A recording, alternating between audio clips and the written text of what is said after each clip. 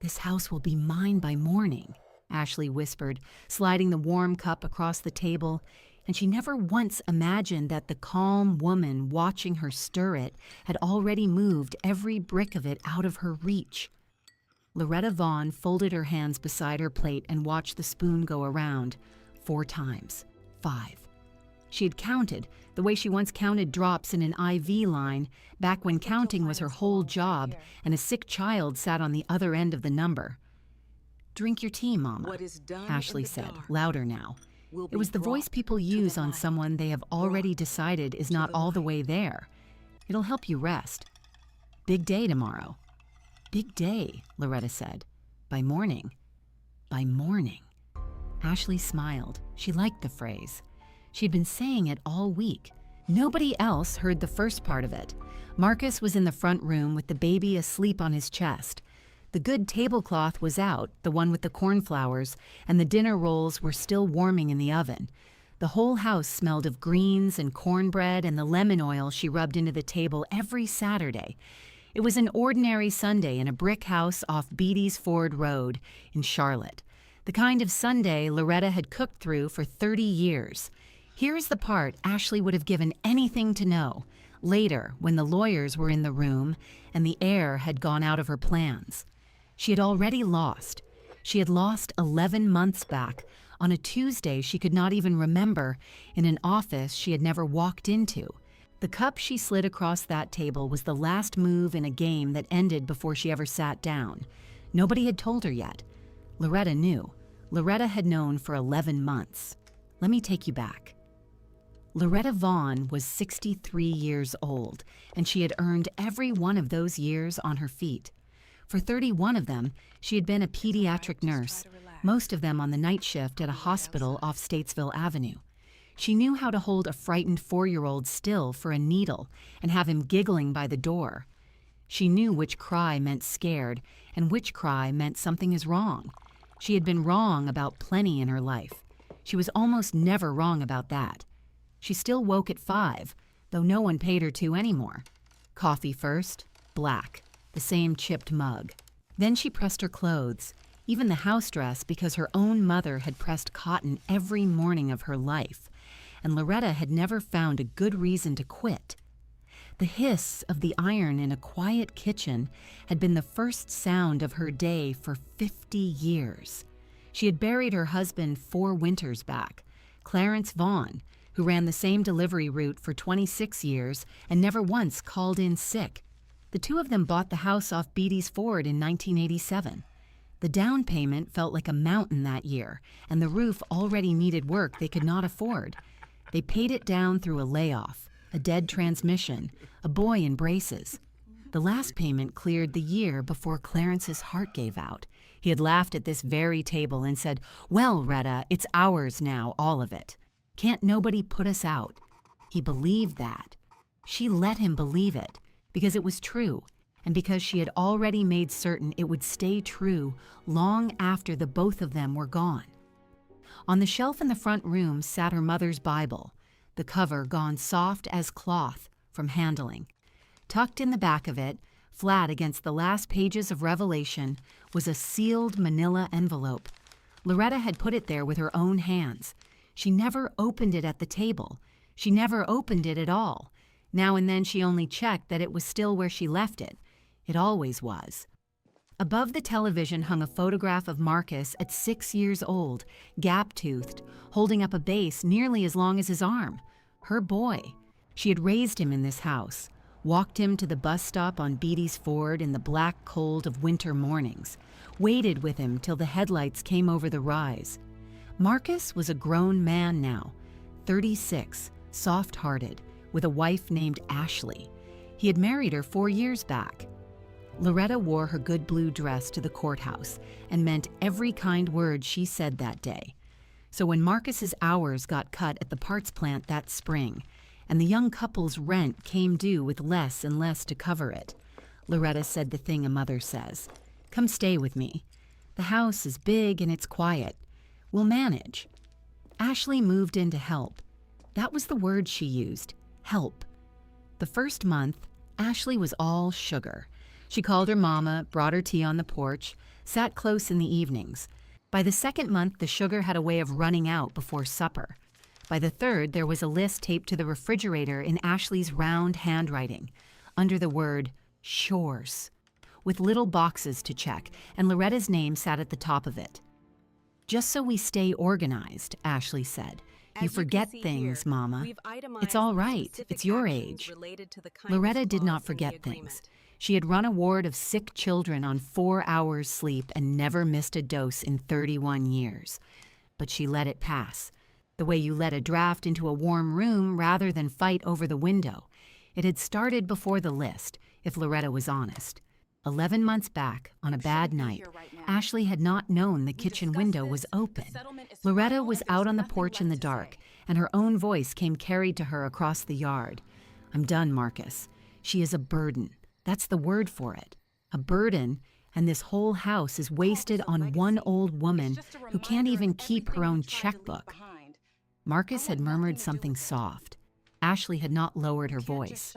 Loretta did not go inside.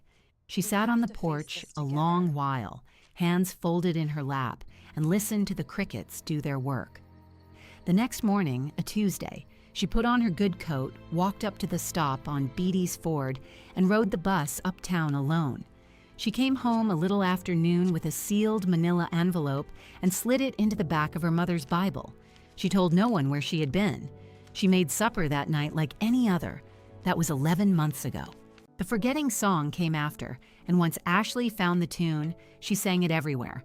She sang it at the Quick Trip on Brookshire to Brenda Coley from the choir, while Loretta stood right there holding the milk. She gets so turned around lately, bless her. "I worry myself sick." She sang it on the phone to her own mother in a voice pitched to carry across the house. She sang it at the supper table, gentle as you please, until Loretta watched her own son begin to look at her sideways, until Marcus started asking, careful and quiet, was she sure she took her pills? Was she sure she locked the door? Then there were the glasses. Loretta's reading glasses went missing on a Tuesday and turned up Thursday in the pocket of a coat she never wore, in a closet she almost never opened. The next week it happened again. A woman who has worn the same glasses for 9 years does not lose them twice in a closet she does not use. Loretta said nothing. She bought a cheap second pair at the drugstore and kept them in her apron pocket, close against her, and told no one they were there. There was one thing in that kitchen Ashley never once thought about. On the counter, beside the bread box, sat a ceramic cookie jar shaped like a fat hen. Marcus had bought it 2 Christmases ago and done a foolish, loving thing with it. He had hidden a little nanny cam inside, the kind people use to watch a sitter. "For the grandbabies, Mama," he had said, grinning, half embarrassed, "so we can catch their first steps if we're at work. Don't tell Ashley. She'll say it's silly." It fed to an app on his phone that he checked maybe twice and then forgot about. The hen sat through every supper, its glass eye toward the table, and after a while, it was only a cookie jar to everyone who passed it. Everyone but Loretta. Loretta forgot nothing. It was a Thursday in the second week of the month when she found the folder. Ashley carried a navy canvas tote everywhere, a frayed strap on one side, and she had left it on the kitchen chair while she ran the baby over to the sitter. Loretta was not snooping. She was after the electric bill, which Ashley had taken to handling, and which had a way of going unpaid in a house where Loretta had paid every bill on time since Reagan was in office. She lifted the tote to move it, and a folder slid half out on its own. One word on the top page caught her before she could decide not to look: guardianship. She set the bag down. She sat in the kitchen chair, in the good light by the window, took the drugstore glasses from her apron pocket, and read. It was a petition, filed with the Clerk of Court, Mecklenburg County. It asked the court to declare that Loretta Vaughn, age 63, was no longer capable of managing her own affairs by reason of cognitive decline. It asked that a guardian be appointed over her person and her property. It named the guardian it wanted: Ashley Vaughn, daughter-in-law. There was a hearing date, 9 o'clock in the morning. The morning was tomorrow. By morning. A younger woman might have screamed. A weaker one might have called Marcus at the plant and wept into the phone. Loretta did neither. She sat with the paper and let her heart do what it needed to.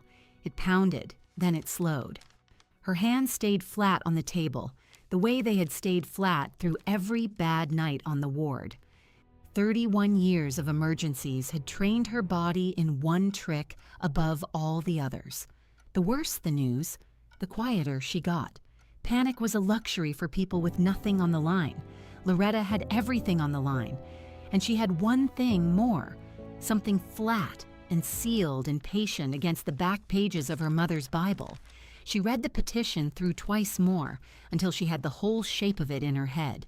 Then she slid it back into the navy tote exactly as she had found it, frayed strap and all, set the bag on the chair at the very same angle, and wiped down a table that did not need wiping. She let nothing show. Not that evening, when Ashley came in humming with the baby on her hip. Not over breakfast. Whatever Ashley believed she was doing, Loretta decided she could go right on believing it a little while longer. Then Loretta Vaughn walked to the front room and took her mother's Bible down from the shelf. She reached behind the soft, worn pages of Revelation for a phone number. She had written it 11 months ago. She had prayed every Sunday since that she would never have to dial it. The number was written in her own hand on the back of a church bulletin from First Baptist West, folded once and gone soft at the crease from 11 months in the dark behind the last page of Revelation. Yvonne Brewster, a 704 number, the old Charlotte Exchange.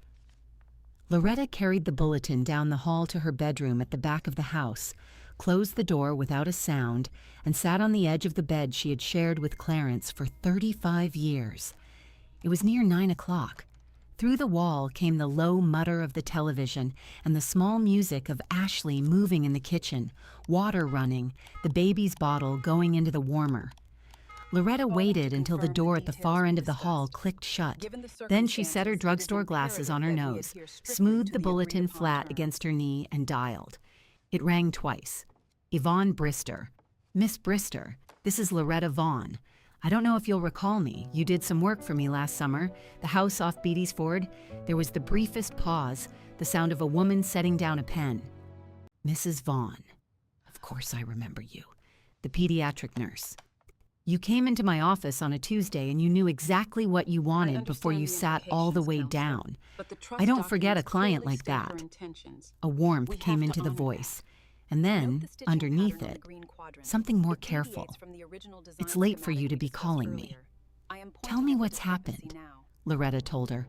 She told it plain and in order, the way she had once given report at the change of a shift. No wasted word, nothing dressed up. The chore list taped to the refrigerator with her name at the top. The forgetting song, sung at the Quick Trip on Brookshire and into the telephone and across her own supper table. The reading glasses gone twice from a closet she never opened. And then the navy tote left on the kitchen chair, and the folder that slid half out on its own, and the one word on the top page, guardianship, filed with the clerk, Mecklenburg County, a hearing. Yvonne listened without interrupting. When Loretta finished, there was a quiet on the line, and in it, Loretta could hear the woman thinking, the way a good nurse goes still before she moves fast. All right, Yvonne said. First thing, I'm pulling your file up right now while we talk. I want you to take a breath for me, Mrs. Vaughn. Can you do that? I'm breathing fine, Loretta said. And she was. Her hands lay flat on the quilt. I believe you are. There was the soft clatter of a keyboard. Here it is. Vaughn. The trust we executed and recorded last June. A pause while she read. Mrs. Vaughn, I need you to hear this part the way I'm going to say it, because it is the whole ball game, and your daughter-in-law does not know she has already lost it. The house off Beatty's Ford does not belong to you anymore. It hasn't since the day you walked into my office. It belongs to the trust. You signed it over to the trust, and you made that trust irrevocable, which is a lawyer's way of saying not you, not your son, not anybody with a court order can pry it back open. The deed was recorded downtown at the Register of Deeds. It is stamped, it is dated, it is public, and it is finished. The I beneficial remember, ownership structure Loretta here said is softly. intentionally Then you obscure. remember why a guardianship can't touch it. A guardian gets control of what the person owns.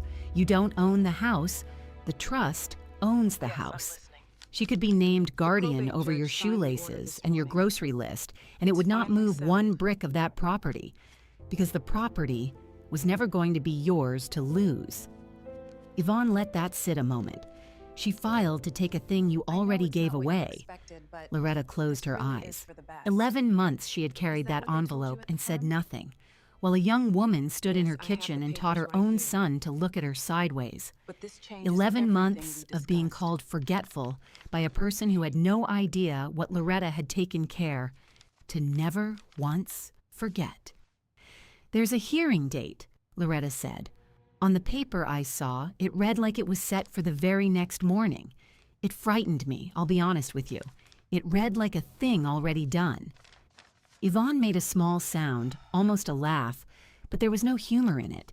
That's because she asked for an emergency hearing. She wanted you declared confused before you could so much as blink. But an emergency guardianship needs a physician's affidavit swearing you're a danger to yourself, and she doesn't have one, because no honest doctor would sign it. So the clerk did what the clerk always does. She kicked it onto the regular calendar. A pause. It's set for Monday morning, 9 o'clock. That gives us the whole weekend, Mrs. Vaughn, and a weekend is a long time when one side is holding a recorded deed and the other side is holding a lie. Monday. The word settled into Loretta like a stone settling to the bottom of a still pond. 3 days, not one. Time enough to set a table properly. Miss Brister, she said, I want to ask you something and I want you to tell me if it's foolish. Ask it. My son will be at that table. He's a good boy. Too soft, maybe, but good. He has spent 11 months being told by the person he loves that his mama is losing her mind, and a piece of him has started to believe it, because that is what happens when you hear a thing every single day.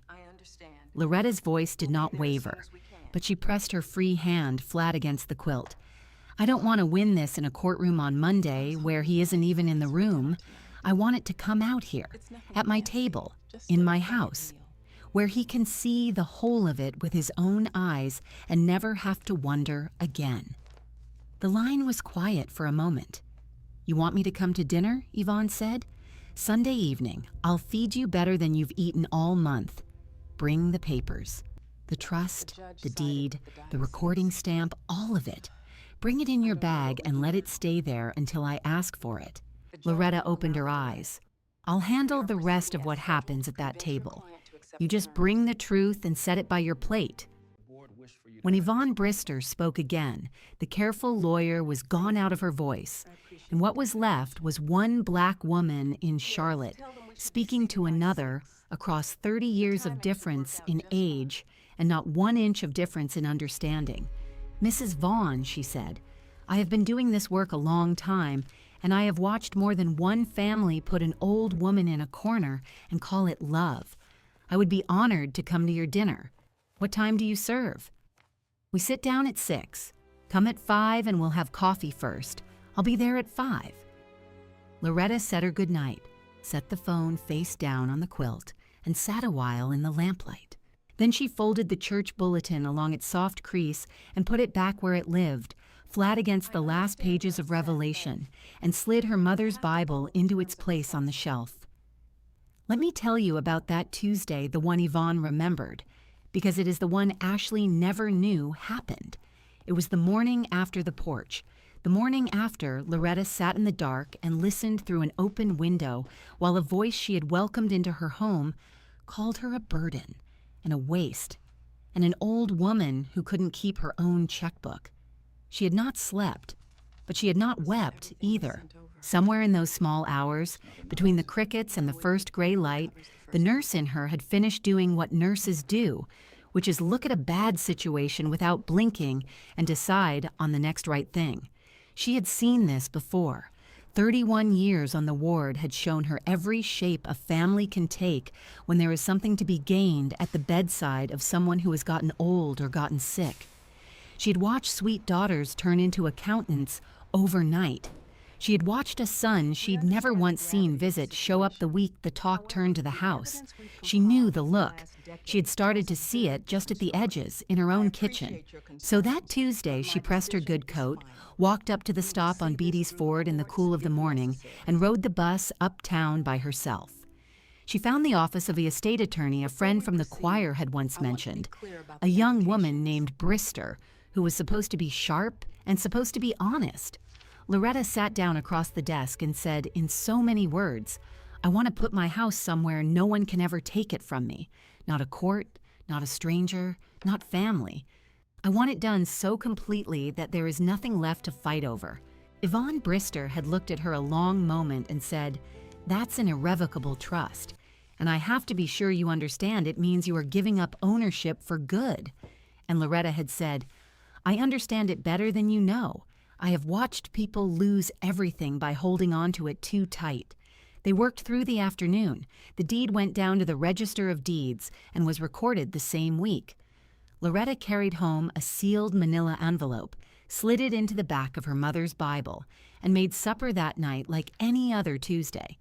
She told no one, not even Marcus, especially not Marcus, because to tell Marcus was to tell Ashley, and the whole quiet power of the thing was that it sat there unseen.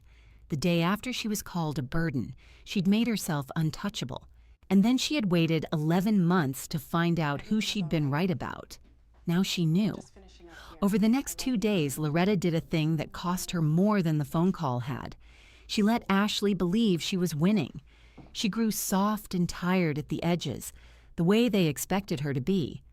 When Ashley said, "You really ought to rest more, Mama, you look worn down," Loretta said, "You might be right," and went and lay down and let the younger woman feel the small electric pleasure of being obeyed. When Ashley murmured into the telephone about how poorly her mother-in-law had been doing lately, bless her heart, Loretta passed through the room slow and vague and did not let her eyes catch on anything. She watched Ashley's confidence swell to fill the house. By morning, Ashley kept saying, to Marcus, to her own mother, to the baby on her hip, like a hymn she could not stop humming, by morning this, by morning that. Loretta gathered each one up and said nothing. It was on the Saturday that she remembered the hen. It sat on the counter where it had always sat, fat and ceramic and faintly ridiculous, its painted eye turned out toward the kitchen. For 2 years, it had been nothing but a place the children's cookies didn't actually go, but Marcus had put something inside it, a foolish, loving little thing for the grandbabies, and it fed to an app.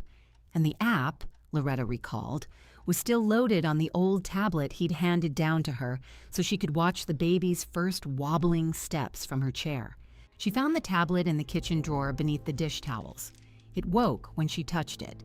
The app was still there, still signed in under her son's trusting account, the little hen still faithfully sending out its picture of the room. Loretta sat at the table in the late Saturday light and scrolled back through what the hen had seen. She did not have to look far. 2 evenings before, after the house had gone quiet, there was Ashley, alone in the kitchen, standing right beside the cookie jar without a thought for it. In her hand, a small foil card of tablets, the ordinary kind anybody can buy at the drugstore on Brookshire, the kind that pulls a tired body down into a heavy, slurring sleep. Loretta watched her daughter-in-law press them out, 2, then a third, and crush them under the back of a spoon against a saucer until they were a fine, pale dust. She watched her stir the powder into a cup of warm water and hold it up to the light and frown at it, checking, the way a person checks a thing they mean to use. She watched her pour it down the sink and rinse the saucer and dry it and put it away. A rehearsal. 2 nights early. For a performance the whole world was meant to read as an old woman finally coming apart, the night before a judge would hear that she had. Loretta watched it through twice. Her face did not change. The hen, it turned out, forgot nothing either. She set the tablet down and she sat in her kitchen as the light went amber and then gray, and she thought about Sunday. Then she rose and she went to the cabinet, and from the back of the top shelf she took down 2 teacups. Blue willow, the both of them. The same pattern her mother had carried out of a smaller, harder house than this one. The same blue birds, the same little bridge, the same willow bending over the same painted water. 2 cups, matched so close that across a supper table, in the warm light, with a person's mind already made up about who was clever and who was confused, no living soul could tell the one from the other. She washed them both by hand, though they were already clean. She dried them with the good towel, and she set them out on the counter, side by side, waiting, the way she set out everything in that house, with care and in their proper place, and a full day before anyone else thought the day had begun. Sunday came up clear and cool over Beatty's Ford Road, one of those rare June mornings Charlotte hands you when the heat steps back for a day, and the light comes through the kitchen curtains soft as a blessing. Loretta was awake before any of them. She had always been.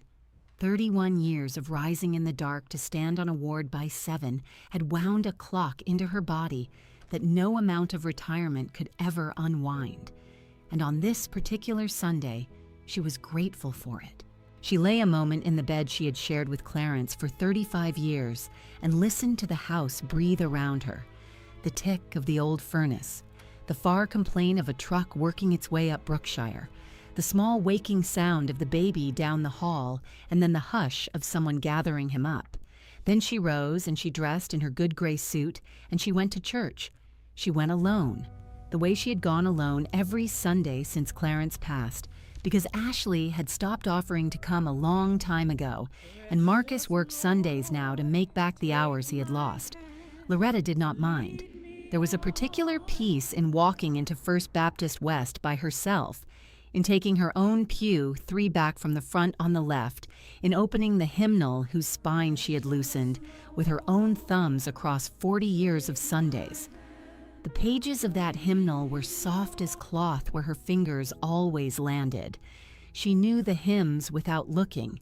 She sang them low and sure, and when the choir rose into the old one about leaning on the everlasting arms, something in her chest that had been held tight all week came loose. Just a little, just enough. She did not weep. Loretta Vaughn was not a woman who wept in public or much of anywhere. But she let the song carry her, and she bowed her head. And into the quiet, she did not ask the Lord to make the thing easy.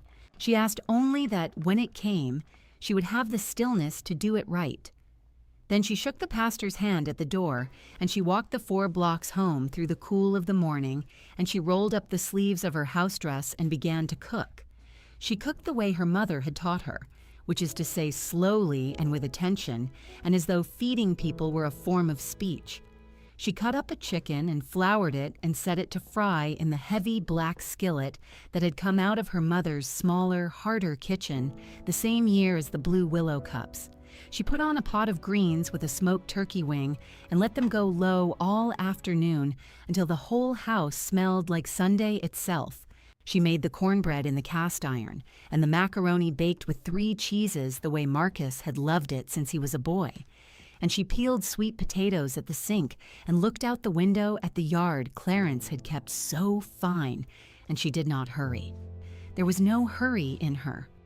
A person watching from across the room, a person who believed she had already won, would have seen nothing but a tired old woman making more food than the day called for.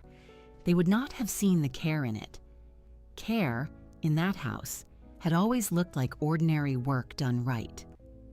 By 2 o'clock, the smell of the kitchen had pulled Marcus and Ashley out of the back of the house. Marcus came first, the baby on his arm, his face doing that thing it had learned to do over the last 11 months, a kind of careful brightness, the look of a man trying very hard to keep the peace between the 2 women he could not afford to lose. He kissed his mother on the cheek and said it smelled like Christmas in here. And Loretta said, "Sit down and let me see that grandbaby." And for a moment, holding the warm weight of the child against her, watching her son's tired, good face, she let herself feel the whole tenderness of what she was about to protect. Then Ashley drifted in behind him, and the tenderness folded itself away where it could not be reached. Ashley was in a fine mood that afternoon. Loretta had been watching it build in her for 2 days now, this quiet, swelling confidence, and today it had crested. She moved around the kitchen like a woman the night before her own wedding. She touched things. She lifted the lid off the greens and breathed them in and said, "You went all out, Mama. Did you sleep all right?" And Loretta said she had slept poorly, which pleased Ashley. You could see it please her. And she said, "Well, you just take it easy tonight, big day tomorrow." Then she caught herself, the way you catch yourself saying a thing you meant to keep behind your teeth, and she smiled and turned it into nothing. Big day.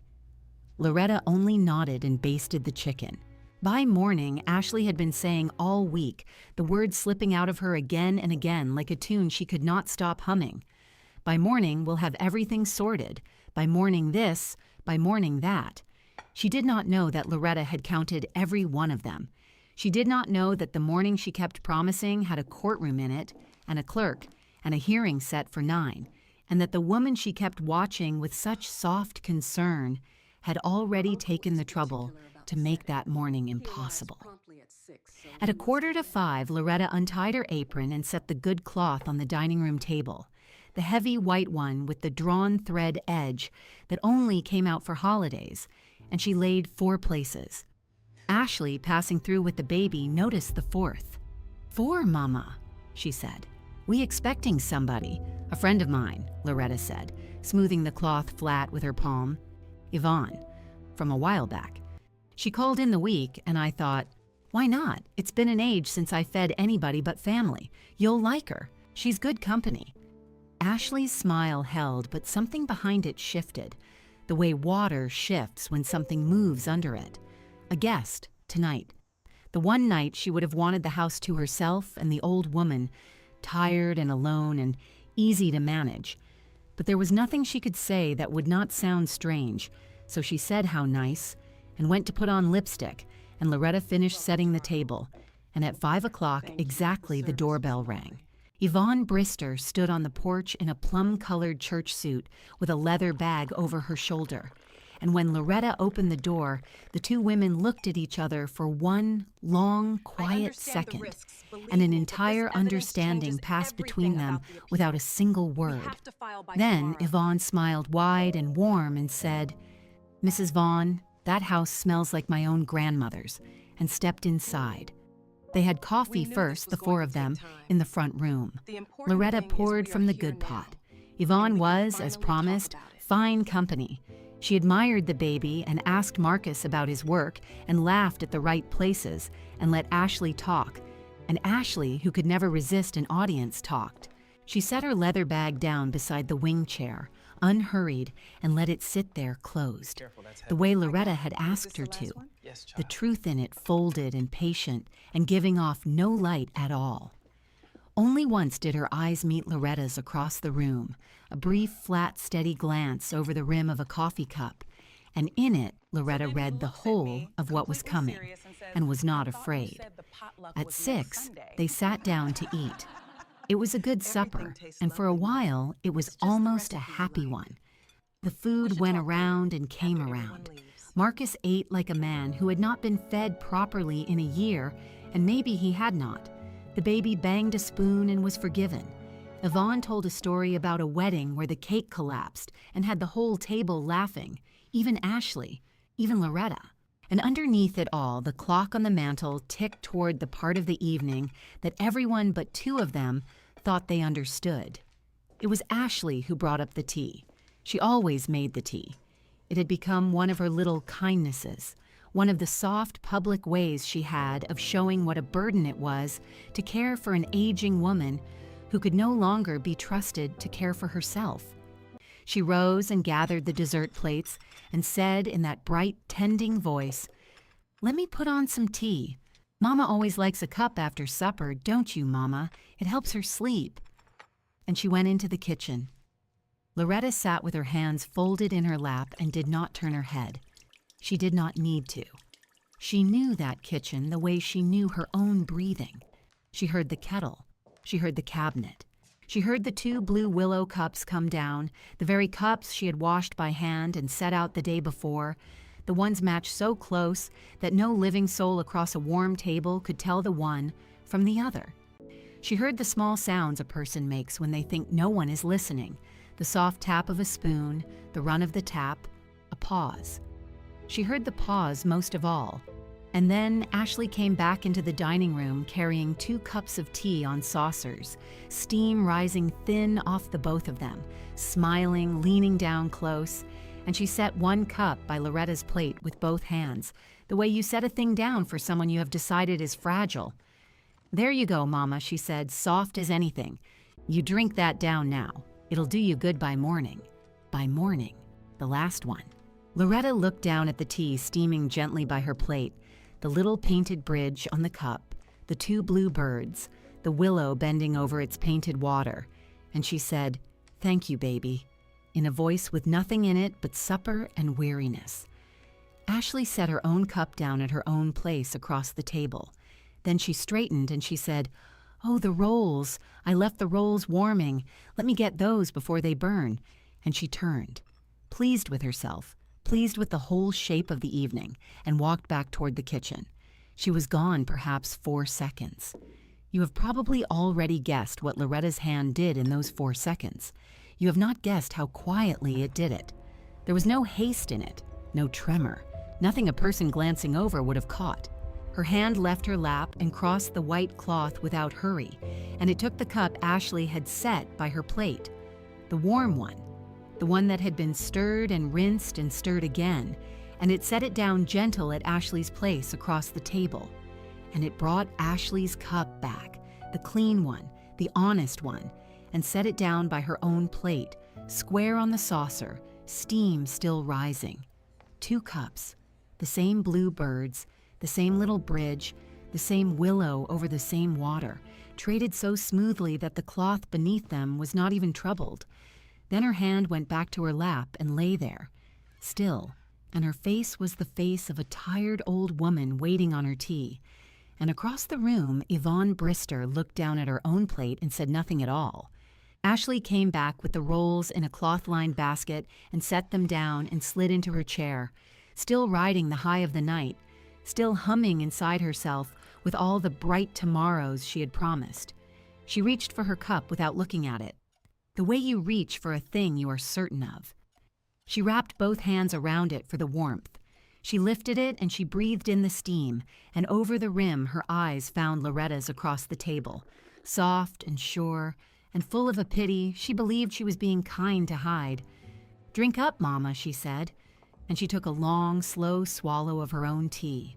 Loretta watched her daughter-in-law drink, and she did not move, and she did not speak, and the only sound in the whole house was the clock on the mantel and the small, contented banging of the baby's spoon.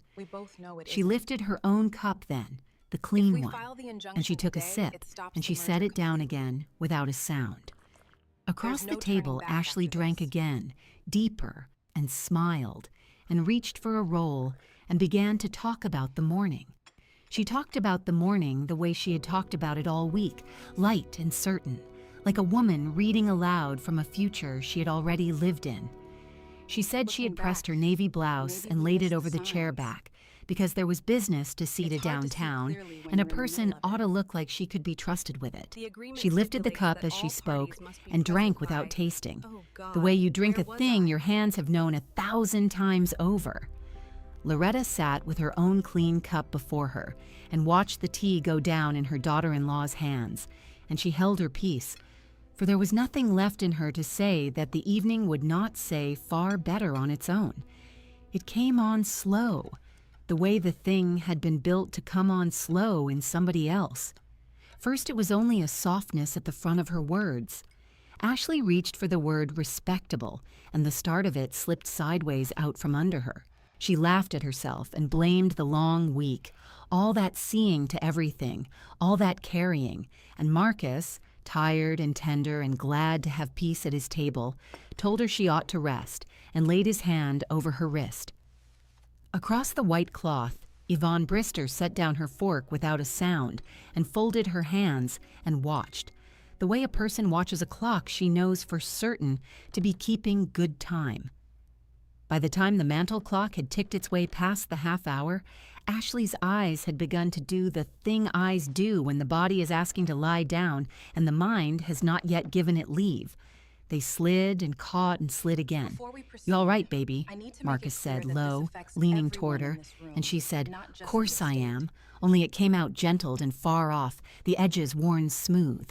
She set the cup down, and the saucer was not quite where her hand had reached for it, and the We small, have to bright consider the sound of options, china touching no china matter how rang difficult they out seem right loud in now. that hushed room.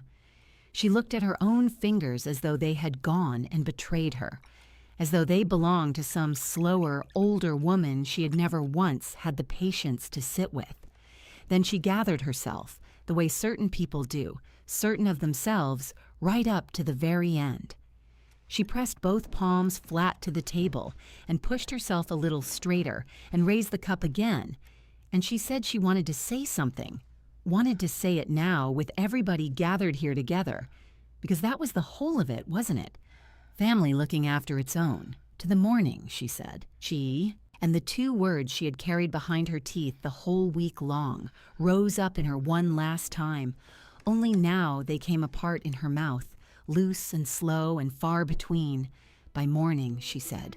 "By morning," and the cup tilted gentle out of her fingers, and the last of the tea ran out across the good white cloth in a slow, pale bloom. And Ashley Vaughn laid her head down against her own lifted arm, easy as a child gone under at the end of a long day. Marcus came up out of his chair fast.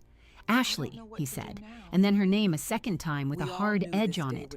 He had her by the shoulder. He was lifting her face up to the light, and her eyes rolled open at him, heavy and gone far away, and her mouth worked at a word it could not hold on to. She was breathing slow and deep and steady. She was in no danger, and she would not be. But she was sinking down out of the evening, drifting under in the very way she had meant another woman to drift, and nothing in all her careful planning had ever once made the smallest room for it to be her own self going down.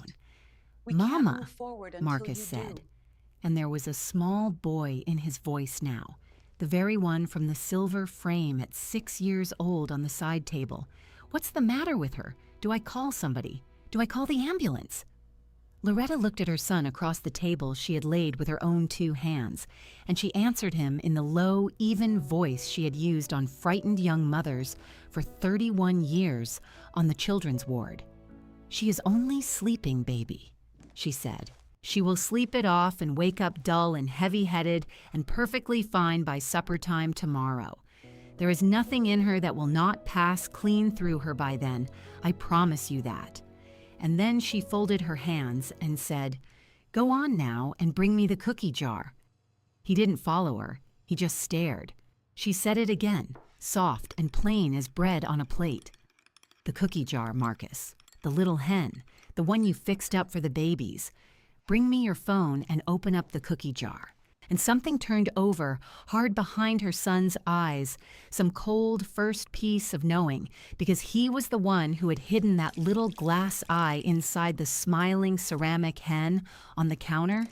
He had done it himself one Saturday afternoon and laughed the whole time he did it, a young father wanting nothing in this world but to catch his boy's first steps across the kitchen floor on the days that work kept him away from home. He drew the phone out of his pocket with a hand that had stopped being steady. He found the app. He opened it. And there in the small lit square was his own kitchen an hour gone by, his wife standing at the counter with her back half turned to the room, and in her open palm the little pale tablets, and the spoon, and the slow and patient stirring, round and round and round, down into the cup she had then carried in and set so carefully with both hands beside his mother's plate. He did not say a word for a long while. He watched the whole of it through. He watched her rinse the spoon under the tap and dry it and lay it back in the drawer where it lived. He watched her gather up the 2 cups and turn and carry them out toward the table. Then he set the phone face down on the white cloth, slow and careful, the way you set down a thing that might still go off in your hand, and he raised his eyes to his mother. His face had come open all the way. That careful brightness he had worn through a whole hard year had gone out of it, and what was left underneath was only a man who had spent that year trying to keep 2 women he loved from pulling the house apart between This them, is what your father never wanted. once knowing that one It's of all them right had here in the trust already agreement. gone at its foundation, We have to respect his quiet final with a wishes. chisel. "How long?" he said finally, and his voice was almost nothing. "How long has she?" He couldn't finish it. Loretta did not make him finish it. "Long enough, baby," she said, and that was all. And she let it be all, because some weights a mother will carry the whole way, so her child does not have to feel the full of them. And it was then that Yvonne Brister leaned down beside the wing chair and took up the leather bag she had carried in and set closed at her own feet the whole evening through. And she laid it on the table and opened it and drew out a slim folder. And from the folder, a few sheets of heavy paper with a county stamp pressed deep into one corner and a date written plain along the margin. She did not lift her voice. Hers was not a voice that needed any lifting, a courtroom voice, level and unhurried and final as a door swinging shut. She turned the top sheet so the lamp fell across it, and she read the date out loud into that quiet room, the day, the month, last July, the year, slow and clear, so that there could be no mistaking it. "Marcus," she said, "your mother brought me here tonight as her attorney, and I am going to tell you exactly what I would tell any judge who asked. This house was placed into an irrevocable trust on the date I just read you. It was signed, and it was witnessed, and it was carried downtown and recorded with the Register of Deeds inside that same week. Your mother does not own this house any longer. The trust owns it.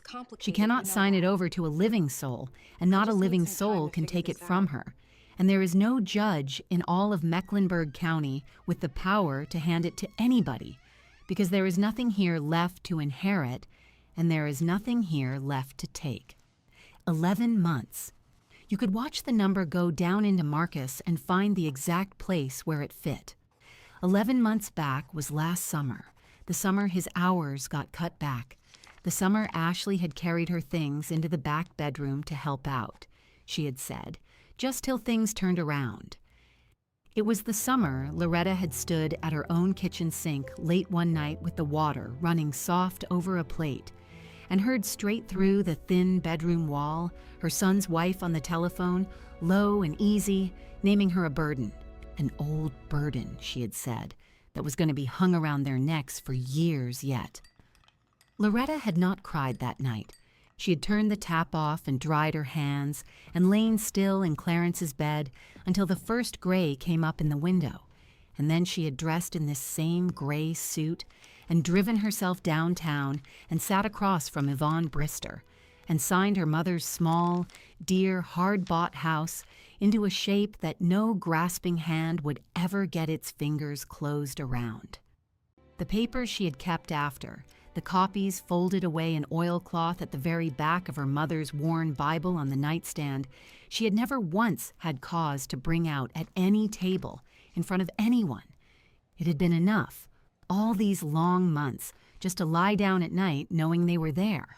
And the morning Ashley had been promising the whole week through, the morning she had pressed the navy blouse for, the morning she had stood at that counter stirring those tablets to be good and certain of, that morning had a courtroom in it downtown, and a docket, and a hearing called for 9 o'clock sharp, and behind it a petition Loretta had come across 3 weeks back, folded down in the bottom of a canvas tote bag, filed quietly in the county court, asking a judge to find that Loretta Vaughn could no longer be trusted to manage her own affairs.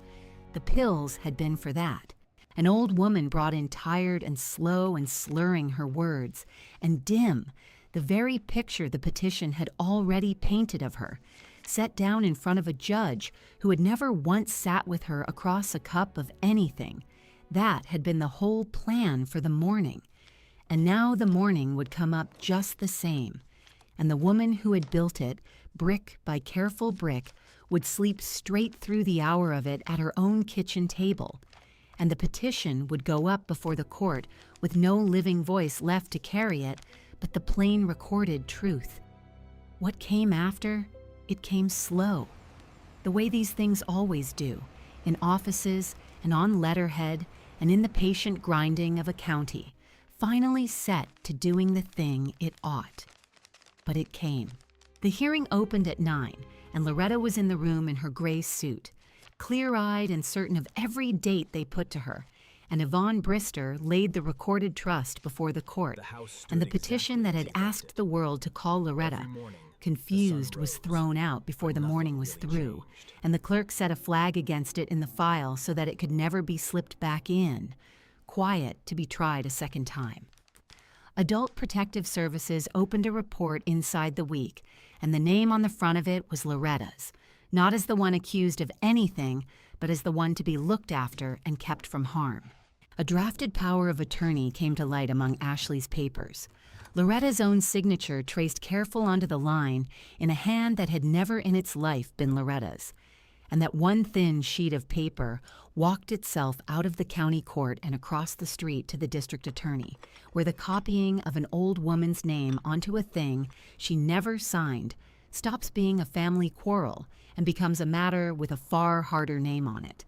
And downtown at the Register of Deeds, in the long, unhurried book of who holds what in Charlotte, the trust stood, written exactly where it had stood for 11 months, untouched and unbothered, the brick house off Beatty's Ford Road still spoken for and still safe, still standing right where Clarence and Loretta had set their whole lives down into it.